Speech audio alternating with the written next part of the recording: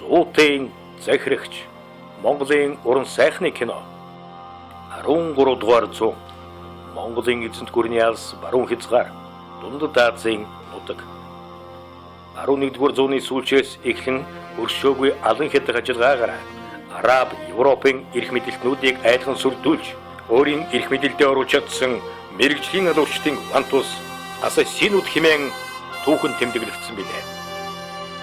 Хинээс ч үл айх, хэнд ч үл ядагдан 200-ны туршид мандаж байсан ассасинчуудыг 1256 онд Монголын эзэнт гүрний эрэлхийг дайчид бүр мөсөн дарж уулын өвгөн хэмээн алдаршсан Низари улсын сүүлчийн хаан тэргүүн имам Рукнадин Хуршахыг олзлон авлаа. Эзэнт гүрний хаан мөнхийн өмнө сүгдүүлэхээр имамыг хар хорин хот руу илгээсэн ба замд нь тохиолдож болзошгүй халдлагаас хамгаалах зорилгоор түүнийг 1000 цэргийн цуугаар хамгаалав. Алс хулын араб нутгаас Монгол төрөх энэхүү урт замын туршид үхлээс үл айх ассасинууд дайран довтлон өөрийн шүтэн толгойлогчоо чөлөөлж авах төлөвлөгөөний талаар мэдсэн Монгол цэргийн их чанжин Хүлэгүбаатар нэгэн арга сэтсэн билээ.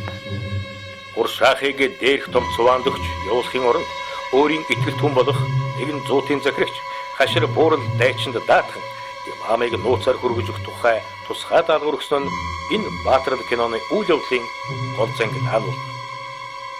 Энэхүү даалгаврын нэгэн том аюул нь ассасинчуудын байгууллага нь 170 жилийн туршид сүрэлгээр оршин тогтнох болсон нь нэгэн тулгын чулуун тэдний тагнуулын мэдээллийн өргөн сүлжээ байлаа. Баримтлагдан явж буй Хуршах имам энэхүү сүлжээг ашиглан өөрийн туршуулуудад зориулж нууц тэмдэг дохио өгснөөр өөрийн авч явж буй тусгай даалгаврыг илчилж чадсан нь үйл явдлыг болон сонирхолтой байна.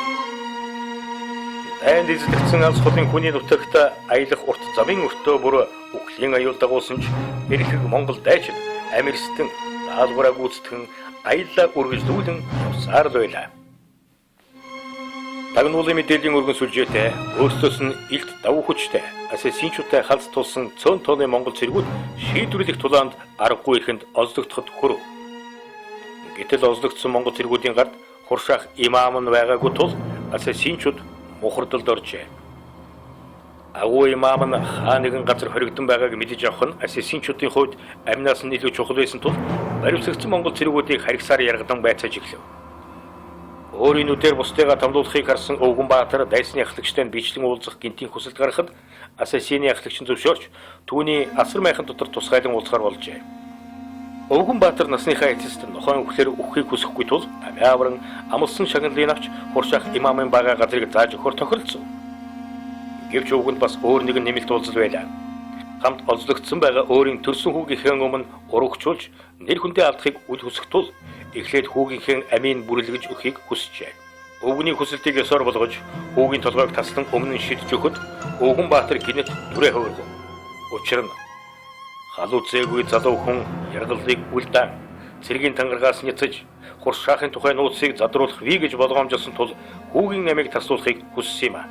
Харин Өвгөн өөрөө ямар ч тавлалтыг тэсвэрлэн дааж нууцыг хизээж үл задруулахыг амлав.